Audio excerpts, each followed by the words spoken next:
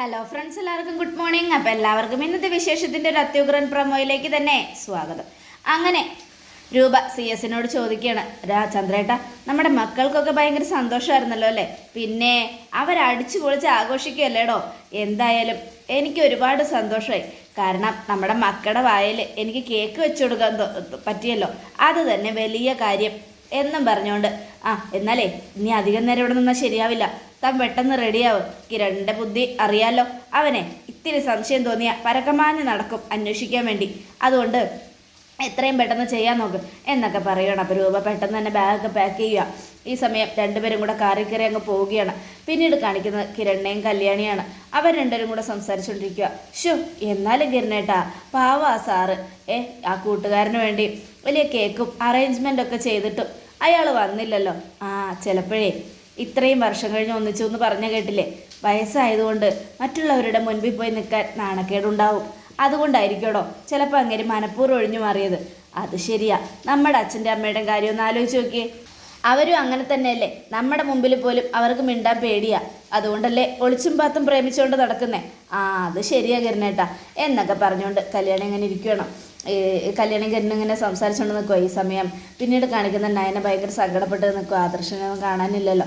പിന്നെ അവരെല്ലാവരും പോകാനുള്ള തയ്യാറെടുപ്പായി. എല്ലാവരും പരസ്പരം അങ്ങോട്ടും ഇങ്ങോട്ടും കണ്ട് യാത്രയൊക്കെ പറഞ്ഞ് പിരിഞ്ഞു. അപ്പോൾ രൂപയാണ് കാണിക്കുന്നത്. എന്നാലും ഞാൻ ഭയങ്കര സന്തോഷത്തോടു കൂടിയാണ് ചന്ദ്രേട്ട വന്നത്. പക്ഷേ ഇതിപ്പോൾ ആകെ സങ്കടമായിപ്പോയല്ലോ. എന്ത് ചെയ്യാനാടോ? മക്കളിൽ നിന്ന് മറക്കേണ്ട കാര്യമൊന്നുമില്ല. പിന്നെ താൻ പറഞ്ഞുകൊണ്ടാണ് ഞാനത് ചെയ്തത്. എന്തായാലും സാരമില്ല, അവരറിയുമ്പോൾ അറിയട്ടെ.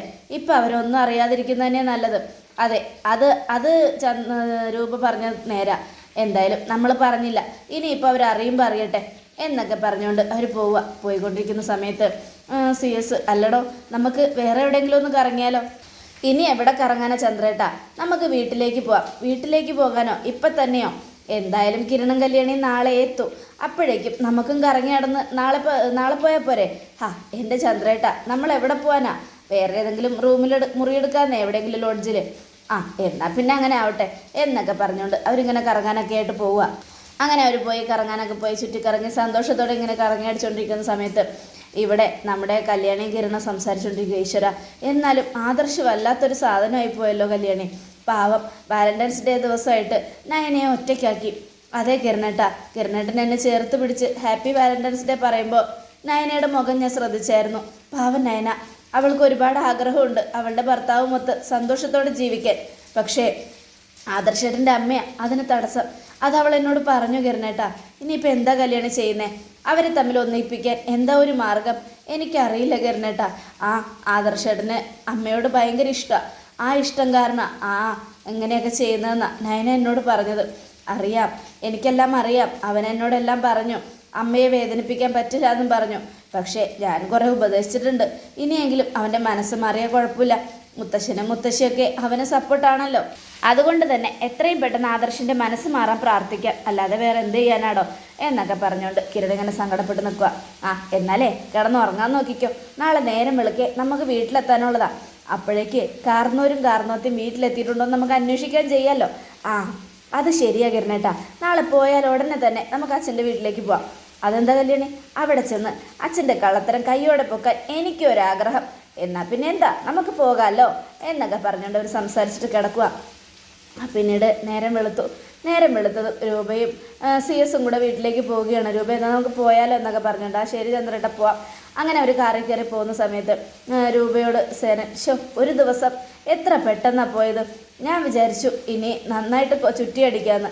പക്ഷേ അതിനൊന്നും സാധിച്ചില്ലല്ലോടോ. നമ്മുടെ മക്കൾ അറിഞ്ഞിട്ടുണ്ടെങ്കിൽ ഉറപ്പായിട്ടും നമ്മളെ അവർ ചുറ്റിക്കറങ്ങാൻ തന്നെ ഇങ്ങനെ വിട്ടുകൊണ്ടിരിക്കും. പക്ഷേ അതാ രാക്ഷസം കണ്ട വല്ലാത്ത ബുദ്ധിമുട്ടാ ചന്ദ്രേട്ട. അതുകൊണ്ടാണ് മക്കളിപ്പോൾ അറിയണ്ടെന്ന് പറഞ്ഞത്. എന്തായാലും മക്കളും കൂടെ അറിഞ്ഞോട്ടെ. അതിനുശേഷം നമുക്ക് എല്ലാവർക്കും കൂടെ ഒരുമിച്ച് ചുറ്റിയടിക്കാൻ പോകാമല്ലോ. അതും താൻ പറഞ്ഞത് ശരിയാ.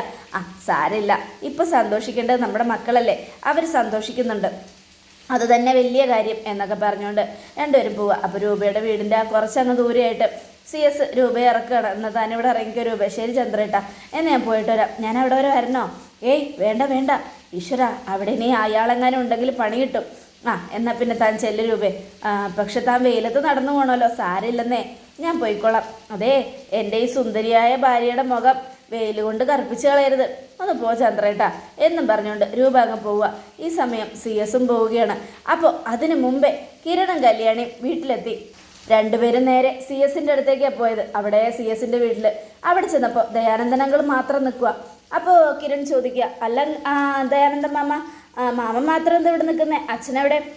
അച്ഛനൊരു ബിസിനസ് മീറ്റിങ്ങിൻ്റെ കാര്യത്തിന് പോയതാണെന്ന് പറഞ്ഞിട്ടല്ലേ പോയത് എന്നും പറയണം. എന്നിട്ട് ഇതുവരെയും കാരണവരെത്തിയില്ലേ? ഇല്ല, ഇന്ന് വരുമെന്നാ പറഞ്ഞത്, ഇതുവരെ എത്തിയിട്ടില്ല എന്നും ദയാനന്ദൻ മാമ. അല്ല ദയാനന്ദൻ മാമ, ദയാനന്ദൻ മാമന് അറിഞ്ഞുകൊണ്ട് അച്ഛൻ എന്തെങ്കിലും കള്ളത്തരം നടത്തുന്നുണ്ടോ? എന്ത് കള്ളത്തരം? എനിക്കെങ്ങനെ അറിയാം കുഞ്ഞെ, സാർ എൻ്റെ മുമ്പിൽ ഒരു കള്ളത്തരം കാണിക്കുന്നില്ല എന്നൊക്കെ പറയണം. ഇനി പറഞ്ഞാലും ദയാനന്ദൻ മാമൻ അച്ഛനെയല്ലേ സപ്പോർട്ട് ചെയ്യുള്ളൂ എന്നും കിരൺ. അങ്ങനെയൊന്നുമില്ല മക്കളെ, എന്തായാലും എനിക്കറിയില്ല, എന്നോട് ഇങ്ങനെ പറഞ്ഞിട്ട് പോയി, ഞാൻ നിങ്ങളോടത് പറഞ്ഞു, അത്രയേ ഉള്ളൂ. എന്തായാലും കാർന്നൂരിങ്ങ് വരട്ടെ, കാർന്നൂരുടെ കള്ളത്തരം ഞാൻ കൈയോടെ പൊക്കുന്നുണ്ട് എന്നൊക്കെ പറഞ്ഞ് കിരൺ ഇങ്ങനെ സംസാരിച്ചുകൊണ്ടിരിക്കുമ്പോഴേക്കും CS കാറിലൊന്ന് ഇറങ്ങുക. CS ഇറങ്ങിയതും, മക്കളെ നിങ്ങളെപ്പോഴാണ് എത്തിയേ? ഞങ്ങളിപ്പോൾ എത്തിയതേ ഉള്ളൂ. എന്നാലും കാർന്നോർക്ക് ഞങ്ങളെ വിളിക്കാൻ പോലും സമയമില്ലാതെ എവിടേക്കാ ഇത്ര യാത്ര? എടാ, ഞാൻ പറഞ്ഞില്ലേ ബിസിനസ് മീറ്റിംഗ് ആയിരുന്നു. പിന്നെ എൻ്റെ 1-2 ഫ്രണ്ടുകളുടെ കൂടെ ഞാൻ അങ്ങ് ബിസി ആയിപ്പോയി, അതുകൊണ്ടാണ് വിളിക്കാൻ പറ്റാത്തത്. ഫ്രണ്ടുകളുടെ കൂടെയോ അൺനോൺ നമ്പറുകാരിയുടെ കൂടെയോ? ഇതേ കിരണേ, വെറുതെ എൻ്റെ വായിലിരിക്കുന്ന കേൾക്കരുത്. എടാ, ഞാൻ നിൻ്റെ അച്ഛനാ, നീ എന്നെ വെറുതെ ഇങ്ങനെ ഇട്ട് കളിയാക്കിക്കൊണ്ടിരിക്കുന്നത് എന്തിനാ? എന്തായാലും കാർന്നോർക്ക് ഇപ്പം ഇത്തിരി ചുറ്റിക്കറക്കം കൂടുന്നുണ്ട്. ഇതുവരെയും വരാത്ത ബിസിനസ് ഫ്രണ്ട് എങ്ങനെയാ ഇത്ര പെട്ടെന്ന് വന്നേ? എടാ, അവർ അമേരിക്കയിൽ നിന്ന് വന്നതാ, അതുകൊണ്ടാണ് അവരെ കാണാനായിട്ട് പോയത്. അല്ല അതൊക്കെ വിട്. നിങ്ങളുടെ വാലന്റൈൻസ് ഡേ ആഘോഷം എങ്ങനെ ഉണ്ടായിരുന്നു? അടിപൊളിയായിരുന്നില്ല അച്ഛാ. അവിടെ നിങ്ങളെപ്പോലെ ഒരാൾ വരുമെന്ന് ആ ഹോട്ടലിൻ്റെ ഓണർ ഞങ്ങളോട് പറഞ്ഞായിരുന്നു. കുറേ വർഷങ്ങൾക്ക് ശേഷം ആ ഭാര്യയും ഭർത്താവും തമ്മിൽ ഒന്നിച്ചാണെന്ന് പറഞ്ഞേ. ആ ഹോട്ടലിൻ്റെ ഓണർ ആ കേക്കും കാര്യങ്ങളൊക്കെ അറേഞ്ച് ചെയ്തു.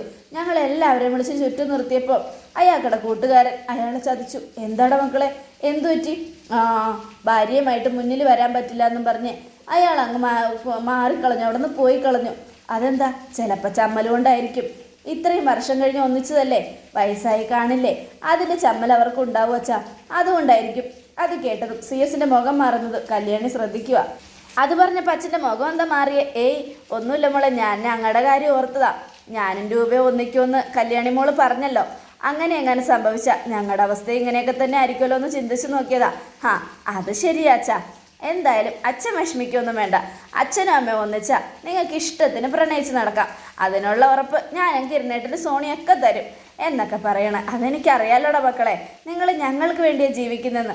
എന്തായാലും വാ, നിങ്ങൾ അകത്തേക്ക് വാ, ചോദിക്കട്ടെ എന്നും പറഞ്ഞുകൊണ്ട് അവരെല്ലാവരും കൂടെ അകത്തേക്ക് പോയിരിക്കുക. സമയം പിന്നീട് കാണിക്കുന്നത് മനോഹറിനെയാണ്. മനോഹറിനോട് രാഹുൽ മെക്കിട്ട് കയറുക. എടാ ചതിയാ, ദുഷ്ട, നിന്നോട് ഞാൻ പറഞ്ഞതല്ലേ എൻ്റെ മോളെ ഇങ്ങനെയൊന്നും ചതിക്കരുതെന്ന്. എന്ത് ചെയ്യാനാ അമ്മായിയച്ചാ, പറ്റിപ്പോയില്ലേ, എൻ്റെ ഭാര്യയല്ലേ അവള്. എത്ര നാൾ ഭാര്യ മുന്നിലിട്ടിട്ട് ഞാനിങ്ങനെ കണ്ണോടച്ചിരിക്കും, അതുകൊണ്ട് പറ്റിപ്പോയതാ. ഇനിയിപ്പോൾ അതൊക്കെ ഒന്നും പറഞ്ഞിട്ട് കാര്യമില്ല, സംഭവിക്കാനുള്ളത് സംഭവിച്ചു. ഇനി അതിൽ നിന്നും എങ്ങനെ രക്ഷപ്പെടുമെന്നല്ലേ ചിന്തിക്കേണ്ടത്.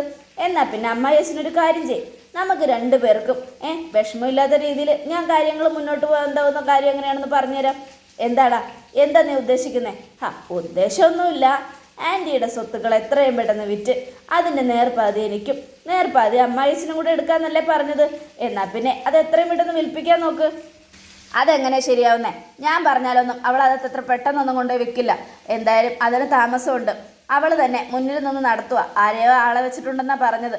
അന്വേഷിച്ച് അവർ ബ്രോക്കർമാരാരെങ്കിലും ആൾക്കാരെ കൊണ്ടുവന്നാൽ ഉറപ്പായിട്ടും വിൽക്കും.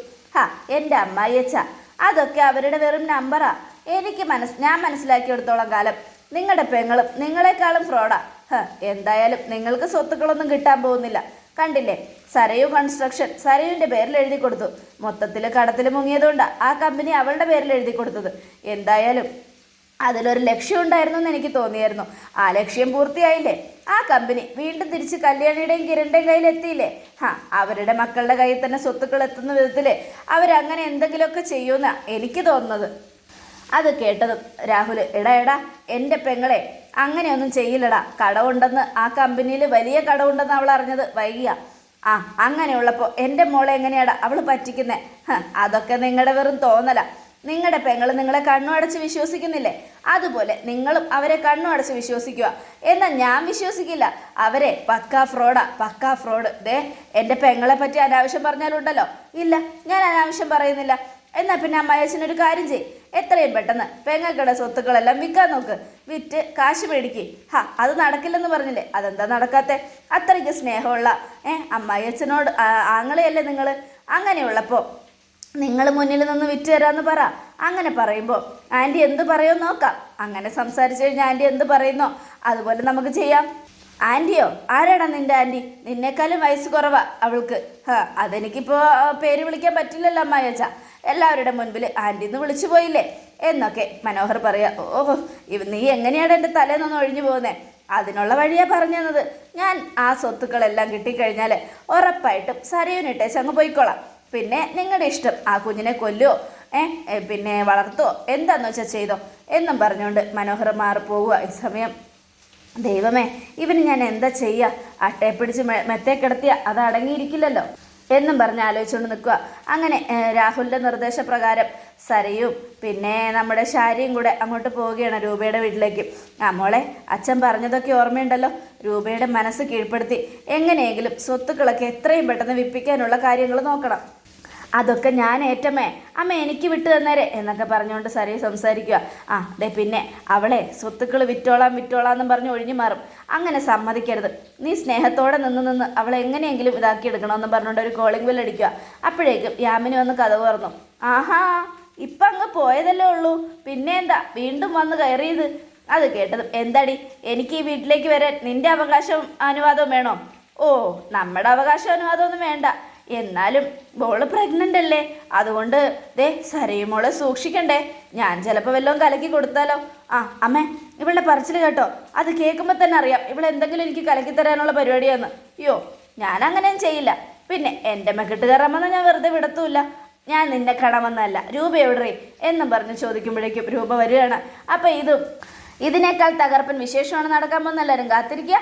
എല്ലാവർക്കും ഒരിക്കൽ കൂടെ നല്ലൊരു ശുഭദിനം തന്നെ ആയിക്കോട്ടെ. Thank you friends.